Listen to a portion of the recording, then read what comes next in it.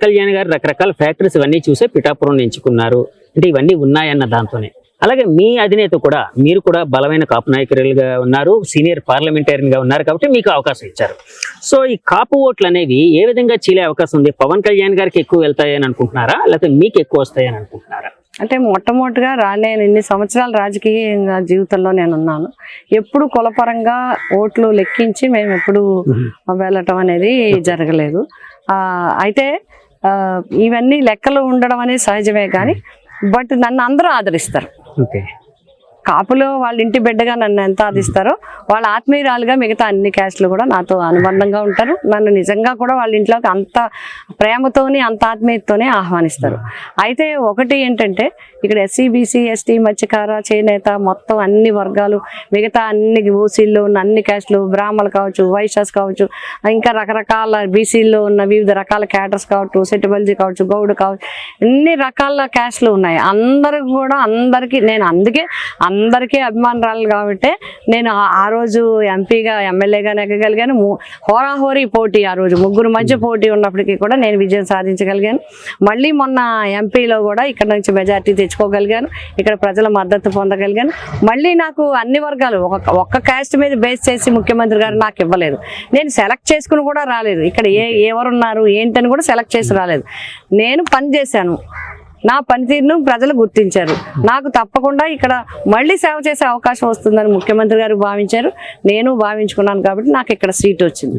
ఇంకా నాకు వస్తాయా లేదా ప్రత్యర్థికి వస్తాయా అనేది మనం ఆలోచన చేస్తే డెఫినెట్గా ఆయన కాపు వర్గానికి సంబంధించిన ఆయనైతే, నేను కాపు ఆడబడుచుని, కాపు ఇంట పుట్టిన ఆడబిడ్డను నేను.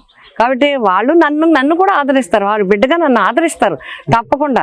అందరూ కూడా మేము అందరినీ కోరేది ఏంటంటే తప్పకుండా పనిచేసేవారికి, మాటలు చెప్పి వెళ్ళిపోయే వాళ్ళకి కాదు, మనతో ఉండేవాళ్ళు ఎవరు, మన మాట వింటనే పలికేవాళ్ళు ఎవరు, మనం పిలిస్తే వచ్చి మనతో ఉండేవాళ్ళు ఎవరు, మన కష్ట నష్టాలు చూసిన వాళ్ళు ఎవరు, మన వీధి కానీ మన ఇంటి కానీ మన ఏరియా కానీ మన పరిస్థితులు తెలిసిన వాళ్ళు ఎవరు, నీరు రాకపోతే వెంటనే నీరు ఇప్పించేవాడు ఎవరు, రైతుకి ఏదైనా ఇష్టం ఉంటే కలిసేది ఎవరు అనేదే చూసుకుంటారు ప్రజలు అనేది నా నమ్మకం. ఎందుకంటే ప్రజలకు అందరూ పిఠాపురం నియోజకవర్గం అత్యంత రైతాంగం ఉన్న ప్రాంతం ఇది. ప్రతిసారి నీటికి ఇబ్బంది ఉంటుంది, పిలిస్తే వెంటనే పలకాలి, వెంటనే రావాల్సిన చేనేత కార్మికులు కావచ్చు, మత్స్యకారులు కావచ్చు, ఫార్మర్స్ కావచ్చు, రజకులు కావచ్చు, గౌడాస్ కావచ్చు, కాపులు కావచ్చు. కాపులు కూడా అందరూ కూడా మిడిల్ క్లాస్లో ఉన్నవాళ్ళు, వాళ్ళకి ఎన్నో ఇబ్బందులు ఉంటాయి, ఎన్నో సమస్యలు ఉంటాయి. అన్నిటికీ ఎవరు అందుబాటులో ఉన్నారనేది చూసుకుంటారని నా అభిప్రాయం. అన్ని వర్గాలు నన్ను ఆదరిస్తారనే సంపూర్ణ విశ్వాసం నాకుంది. మేడం, ముద్రగడ గారు అంటే ప్రముఖ కాపు నాయకుడు, ఒక కాపుల కోసం పోరాడిన వ్యక్తి, అలాగే సీనియర్ పార్లమెంట్ నాయకుడు. సో ఆయన వైసీపీలో చేరడాన్ని ఏ విధంగా చూడాలంటారు? ఆయన కూడా కాపు ఉద్యమాన్ని చేశారు.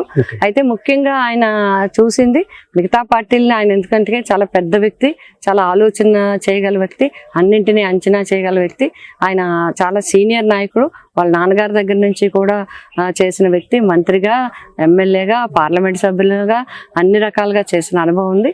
ముఖ్యంగా ముఖ్యమంత్రి గారు పేద వర్గాలకి చేస్తున్న విషయాలను చూసి, అందులో ఎవరైతే 45 సంవత్సరాల నుంచి 60 సంవత్సరాల్లో ఉన్నారు, ఓసీ వర్గాలకి సంబంధించిన వాళ్ళు కానీ, బీసీ వర్గాలకి సంబంధించిన వాళ్ళు కానీ, వాళ్ళందరికీ కూడా మహిళలకి 45 to 60 వాళ్ళందరికీ కూడా మహిళలకి ఆర్థికంగా ఆదుకోవటం అనేది ఆయన బాగా ఆకర్షించి ఉంటుందనేది నా విశ్వాసం. మేడం, కానీ నేను విన్నది ఏంటంటే ముద్రగడ గారికి ఫస్ట్ నుంచి వైఎస్ గారితో ఒక అద్భుతమైన అనుబంధం కానీ, జగన్ గారితో అద్భుతమైన అనుబంధం కానీ ఉందని విన్నాను. అంటే ఈ మధ్య ఆయన లేఖలు పవన్ కళ్యాణ్ గారిని ఉద్దేశించి, మీరు కాపుల ఓట్ల కోసం అడుగుతున్నారు కానీ మీరు సరిగా ఆ విధంగా ప్రవర్తించట్లేదు అన్నట్టు రకరకాల ఇవన్నీ చేశారు. అంటే లేఖలు రాసేవారు, ఆ విషయం అందరికీ తెలిసిందే. అంటే ఇది జగన్ గారి మీద ఫేవర్తో రాసిన లేఖలుగా భావించచ్చా అండి? ఎందుకంటే మీరు ఇక్కడ ఉన్నారు కాబట్టి అడుగుతున్నానండి. అంటే ఆయన ఏదున్నా కూడా నిర్మోహమాటంగా చెప్పే వ్యక్తి పద్మనాభం గారు. నిర్మోహమాటంగా ఏదున్నా లేఖ ద్వారా తెలియజేస్తారనేది అందరికీ తెలుసు. బట్ దానికి వెనకాల భావం ఏంటనేది ఆయన్నే అడిగి తెలుసుకోవాల్సిన అవసరం ఉంది. ఏ రకంగా ఏది చెప్పారు, ఏది చెప్పబోతారు అనేది ఆయన బహుశా ఆయన స్వతహాగా, అంటే ఆయన నుంచి మాకు కొంచెం దగ్గరగా తెలిసిన దాన్ని బట్టి ఆయన అన్నీ ఆలోచించుకొని చేస్తారు తప్ప ఎవరో ఏదో చెప్తే, ఎవరో ఏదో అంటే చేసే వ్యక్తి కాదు పద్మనాభం గారు. తర్వాత సమైక్యాంధ్ర వల్ల రాష్ట్ర రాష్ట్రం విడిపోవటం జరిగింది. రాష్ట్రం విడిపోయిన తర్వాత చాలా మంది చాలా అపోహలు చెప్తున్నారు. అన్ని చెప్పినా కూడా నేను ఒకటే ప్రకటన చేయడం జరిగింది. నేను గ్రామ స్థాయి నుంచి ఢిల్లీ స్థాయి వరకు చాలా పోరాటం చేశాను. సమైక్యంగానే ఉండాలి రాష్ట్రం అని. కాబట్టి నేను చాలా హట్ అయి ఉన్నాను. కాబట్టి మళ్ళీ ఏదో పార్టీలోకి వెళ్ళి మళ్ళీ అప్పుడు కాంగ్రెస్ లేదు కాబట్టి మేము కాంగ్రెస్తోనే ఉన్నాం. కాంగ్రెస్ లేదు, నేను కాంగ్రెస్ టీడీపీలో కూడా స్టేట్ వైస్ ప్రెసిడెంట్ చేయడం జరిగింది. అట్లాగే కాంగ్రెస్లో కూడా పిసిసి వైస్ ప్రెసిడెంట్ కూడా చేయడం జరిగింది. అంటే ఇవన్నీ చేసిన తర్వాత మళ్ళీ ఏదో పార్టీకి వెళ్ళి మళ్ళీ ఉండడం కన్నా ఈ 5 సంవత్సరాలు రాజకీయాలకి దూరంగా ఉండాలి. బట్ కాన్స్టిట్యున్సీ ప్రజలకి కానీ కాన్స్టిట్యున్సీలో పిలిస్తే మంచి కారానికి పిలకపోయినా చెడ్డ కార్యక్రమానికి అన్నట్టుగా ఎవరికి ఏ కష్టం వచ్చినా కూడా వారికి వెన్నంటి ఉన్నాం, వారితోనే ఉన్నాం.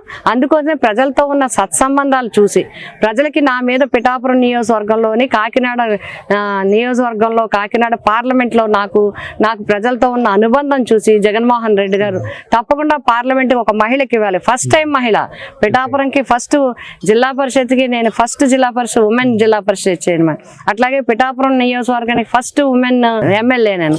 అట్లాగే కాకినాడ పార్లమెంట్ ఫస్ట్ ఉమెన్ ఇవ్వాలనుకుంటున్నాము అని చెప్పి వారు కూడా నాకు ఒక అవకాశం ఇస్తాము రమ్మన్నప్పుడు నేను కూడా జగన్మోహన్ రెడ్డి గారి యొక్క కార్యక్రమాలు వారి ఎజెండా అయిన తర్వాత వారితో కలవడం జరిగింది. వారు నాకు టికెట్ అనౌన్స్ చేయడం జరిగింది. ప్రజలందరూ కూడా కాకినాడ పార్లమెంట్ నియోజకవర్గ ప్రజలందరూ నన్ను గెలిపించడం జరిగింది. పార్లమెంట్ నియోజకవర్గంలో కూడా అత్యంత ప్రతిష్టాత్మకమైనది మాకు పిఠాపురానికి సంబంధించి SCZ రైతుల సమస్య.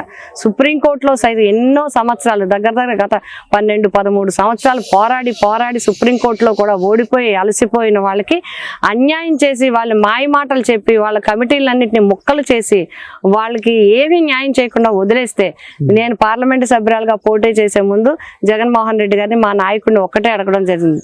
SCZ రైతుల సమస్య మీద పరిష్కరించాలన్నప్పుడు తప్పకుండా ఒక హై లెవెల్ కమిటీ వేసి వాళ్ళకి మంచి పరిష్కార మార్గం చూపిద్దామని చెప్పి అనౌన్స్ చేశారు. అందుకు అనుగుణంగానే నేను పార్లమెంట్లోకి వెళ్ళాక మొట్టమొదటి ప్రసంగం కూడా నేను SCZ రైతుల గురించే మాట్లాడాను. మరి ముఖ్యమంత్రి గారు కూడా మా Kurasala Kannababu X agriculture minister గారి ఆధ్వర్యంలో ఒక కమిటీ వేసి ఆ కమిటీ ద్వారా సుప్రీంకోర్టులో ఓడిపోయినప్పటికీ కూడా రైతులందరికీ 2000 ఎకరాలు వెనక్కిచ్చి 6 గ్రామాలని వాళ్ళకి తిరిగి ఇచ్చే విధంగా మంచి తీర్పు ఇచ్చారు ముఖ్యమంత్రి గారు. 6 గ్రామాల ప్రజల జీవితాలకి వెలుగునిచ్చారు ముఖ్యమంత్రి జగన్మోహన్ రెడ్డి గారు.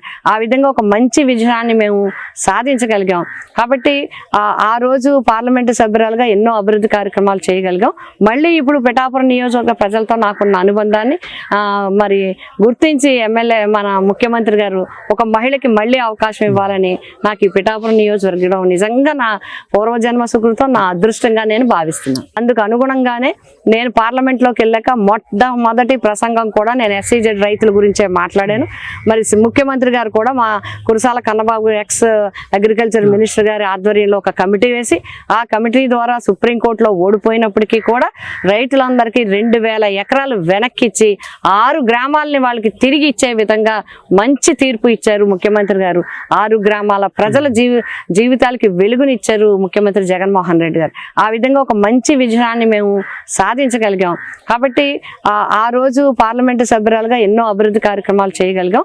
మళ్ళీ ఇప్పుడు పిఠాపురం నియోజకవర్గ ప్రజలతో నాకున్న అనుబంధాన్ని మరి గుర్తించి ఎమ్మెల్యే మన ముఖ్యమంత్రి గారు ఒక మహిళకి మళ్ళీ అవకాశం ఇవ్వాలని నాకు ఈ పిఠాపురం నియోజకవర్గం నిజంగా నా పూర్వజన్మ సుకృతం, నా అదృష్టంగా నేను భావిస్తున్నాను.